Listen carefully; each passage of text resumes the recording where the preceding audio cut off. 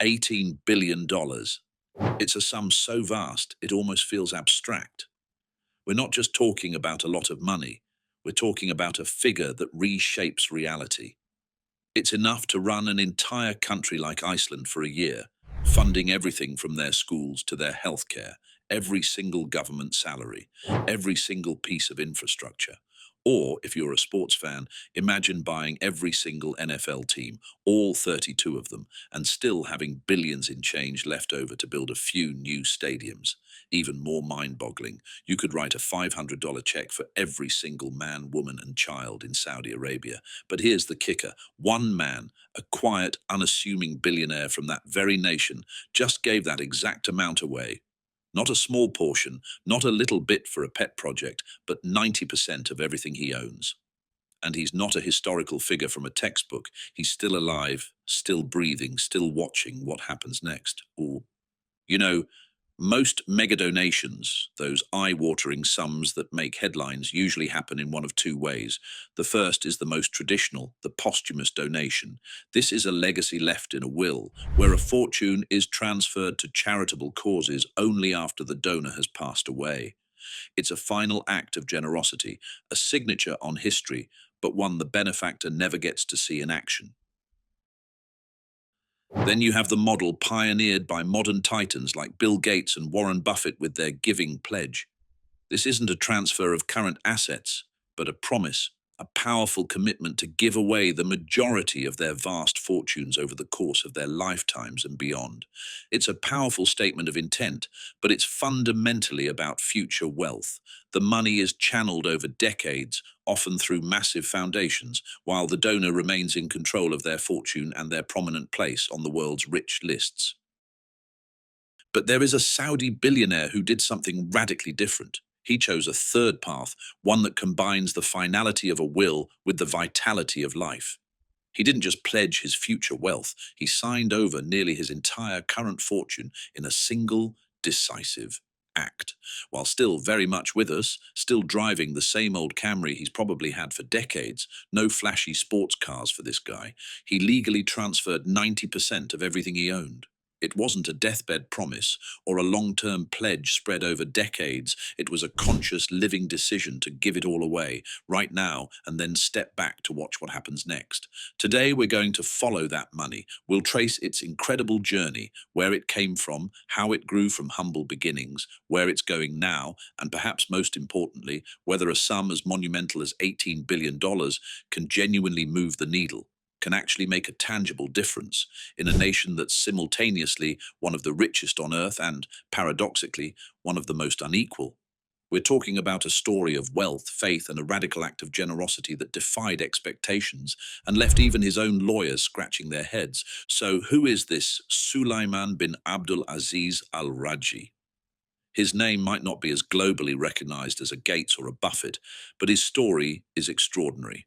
He wasn't born into opulence or the promise of a kingdom. Sulaiman grew up in a small village in central Saudi Arabia during a time when basic amenities were luxuries, in a place with no electricity, where life was dictated by the harsh rhythms of the desert.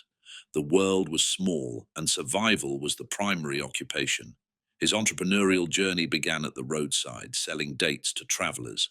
But even then, his discipline was clear. He wasn't just a boy selling fruit, he was a budding financier.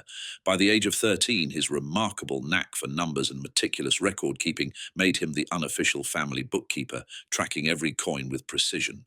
Then came the first oil boom, a seismic shift that transformed the Arabian Peninsula from a quiet backwater into the world's energy powerhouse. While others flocked to the oil fields, Sulaiman and his brothers saw opportunity not in the black gold itself, but in the ecosystem that would spring up around it. A booming economy meant a population on the move, and people needed to send money home and exchange foreign currency. They started with a tiny money-changing booth, a humble counter in a bustling souk. From that single booth, through decades of meticulous work and unwavering principles, they built what is now Al Rajhi Bank. Today, it's a financial titan with over $70 billion in assets, a cornerstone of the Saudi economy and one of the world's largest Islamic banks.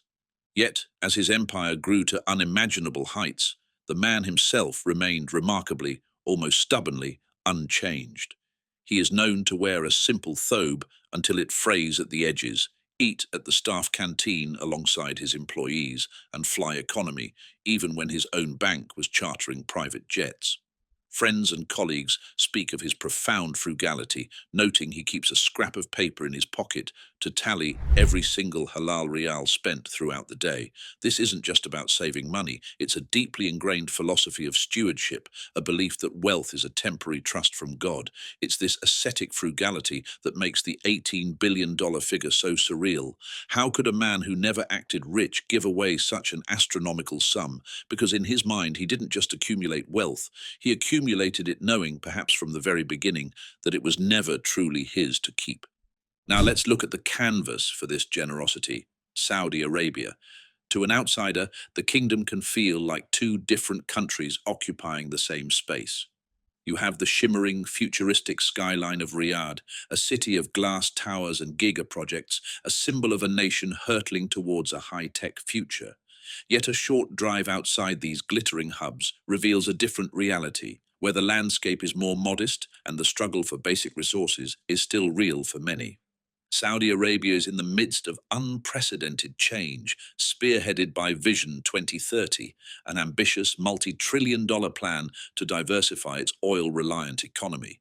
This national transformation has thrown open doors to entertainment, tech, and tourism, creating staggering wealth at a dizzying pace. Last year alone, the kingdom minted at least 67,000 new millionaires, a testament to the boom. But this is where the fault lines appear, the deep cracks beneath the glittering surface. While some get incredibly rich, income inequality is climbing sharply. The top 1% now hold 22% of the national income, double the rate of the late 80s. Meanwhile, for the nation's youth, the future can be uncertain. Youth unemployment hovers around 20%, creating a generation of educated but underemployed citizens. Even essential services reveal these disparities.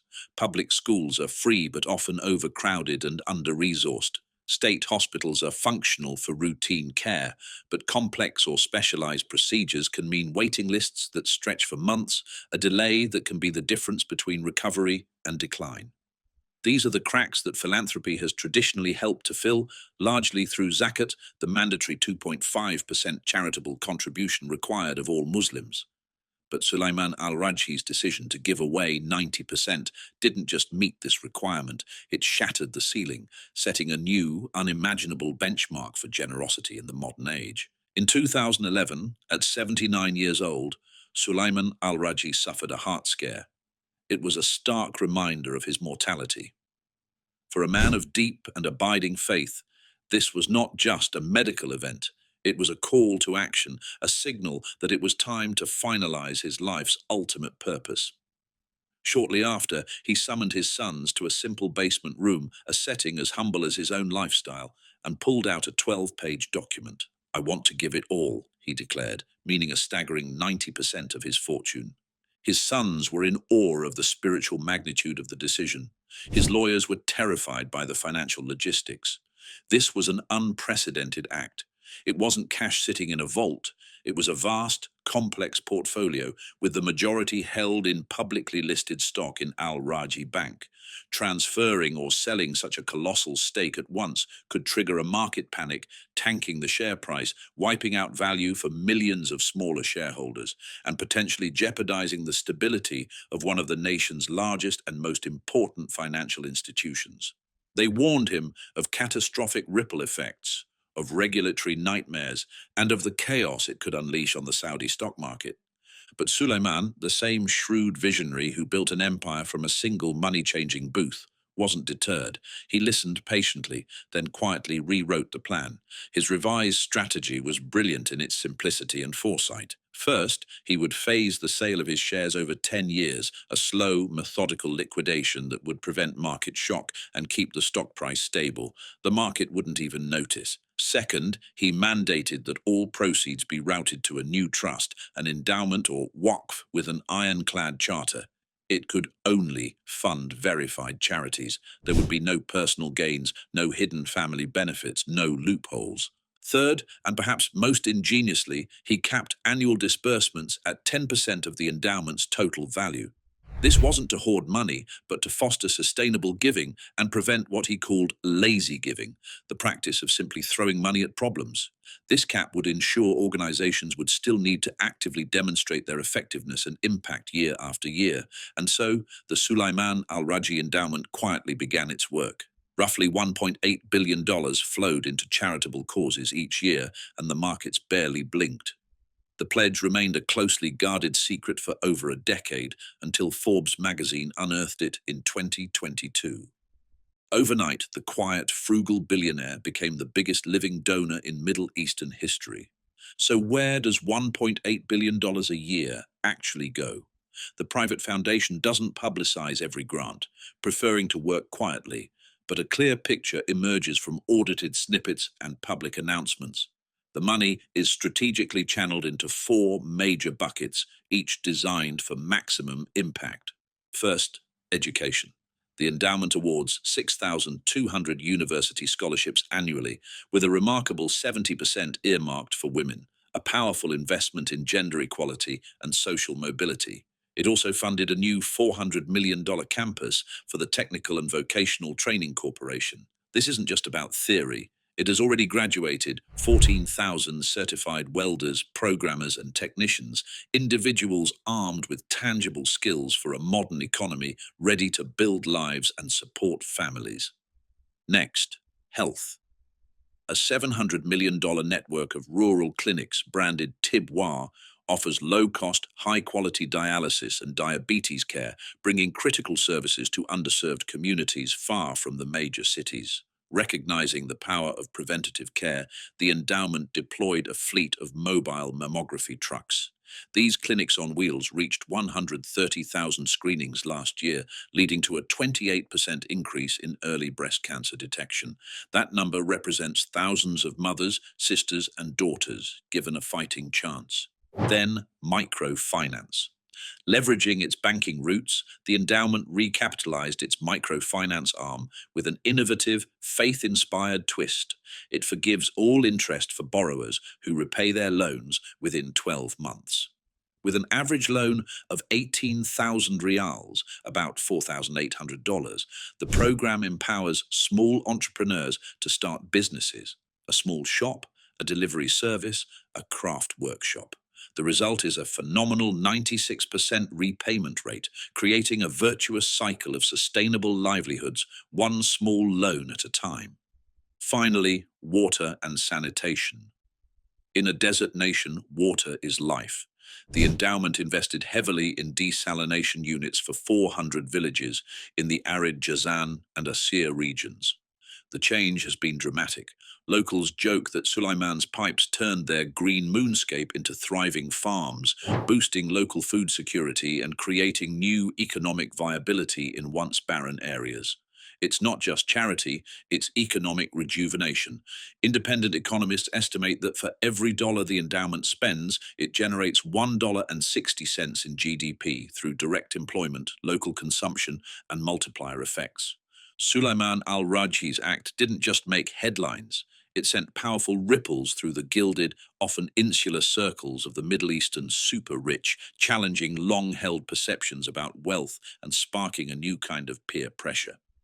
Prince Al-Walid bin Talal had already committed to the global giving pledge, but Suleiman's move, an indigenous, faith-driven act of relinquishing almost everything while alive, resonated on a much deeper cultural level. It amplified the conversation from a distant ideal to an immediate local reality. Direct responses followed. Retail tycoon Fawaz Al-Hokair announced a $2 billion waqf, an Islamic endowment specifically for affordable housing, a clear indication of Al-Rajhi's influence in both scale and focus.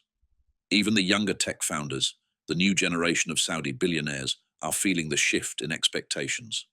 Innovators behind successful companies like Jahez and Sansoft are embedding mandatory zakat plus clauses into their shareholder agreements, contractually pledging charitable contributions well beyond the traditional 2.5% minimum. The impact is becoming systemic.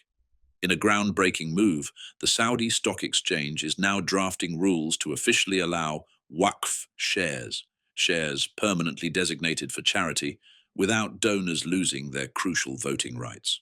5 years ago, this would have been inconceivable, a bureaucratic and financial nightmare.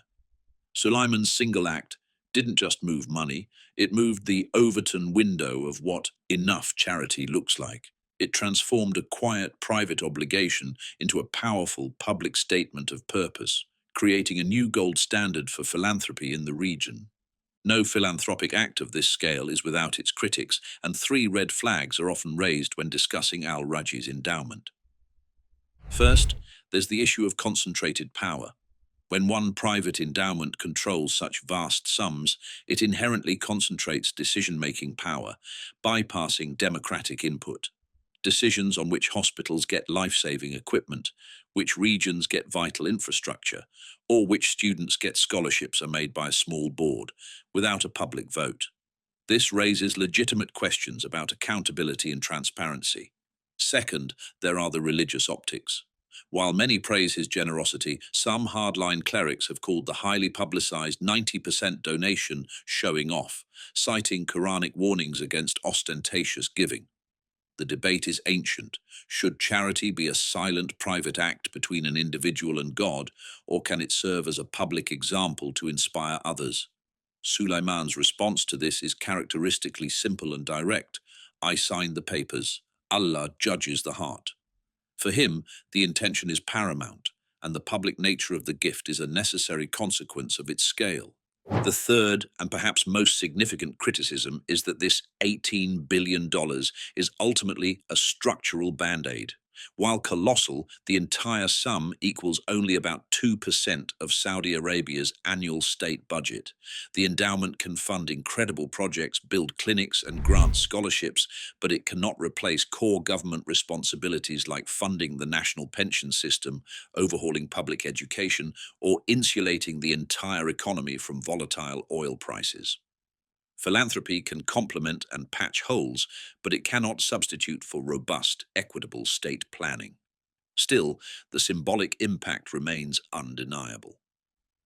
Recent surveys by the King Khalid Foundation show 61% of Saudis feel more optimistic about the nation's future since the pledge became public, suggesting the hope and inspiration it generates has an immeasurable value of its own. The personal cost. When you give away 90% of an $18 billion fortune, there is a personal cost. In an instant, Sulaiman Al Rajhi's net worth plummeted to roughly $2 billion.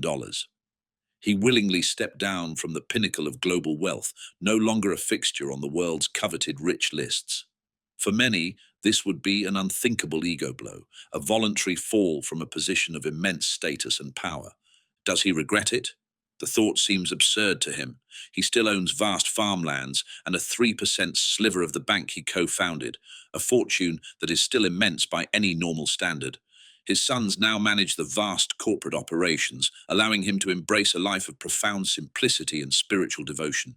He spends his afternoons reciting the Quran and personally tending to his 200 date palms, a beautiful, symbolic connection to his very first venture selling dates as a poor boy by the roadside. His life has come full circle. When asked by a journalist if he regrets the decision, he laughed and said, I kept 10%. That's still more than I ever dreamed of having at 13. It's a powerful statement that reveals his core philosophy. For him, the true measure of wealth was never in the accumulation, but in the purpose it could serve. In his eyes, the personal cost of giving away his fortune was an immeasurable gain in spirit and legacy. Can $18 billion really change a nation? So, can one man's donation truly change a nation of 36 million people? The answer depends on how you measure change. If you simply divided the $18 billion among every citizen, it would amount to about $500 per person. A nice bonus, but hardly life-altering. It would be a fleeting moment of stimulus, quickly forgotten. However, the genius of the endowment lies in its strategic, targeted programs. When that money is not just given, but invested, funneled through scholarships, healthcare, microloans, and water projects, the impact is multiplied exponentially. Economic models suggest this endowment, through its various initiatives, could lift an estimated 1.3 million people, about 3.6% of the population, above the poverty line within a decade. For those 1.3 million people, the impact is not abstract, it is utterly transformative. It means a future where none existed, a chance at a dignified life, a stability that was previously out of reach for them and their children. Beyond the numbers, Al Rajhi's pledge unlocked a cultural permission for radical generosity. It shattered the long-held convention that immense wealth should be hoarded and passed down, showcasing a powerful alternative, that wealth can be a tool for collective good, a trust to be deployed in one's lifetime. In that sense, the $18 billion figure is symbolic jet fuel.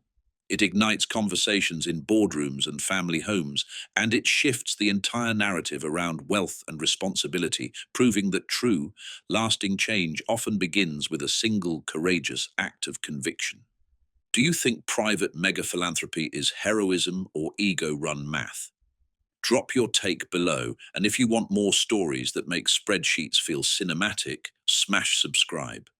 The endowment's journey is far from over. In many ways, it's just beginning. Its charter mandates a sunset clause.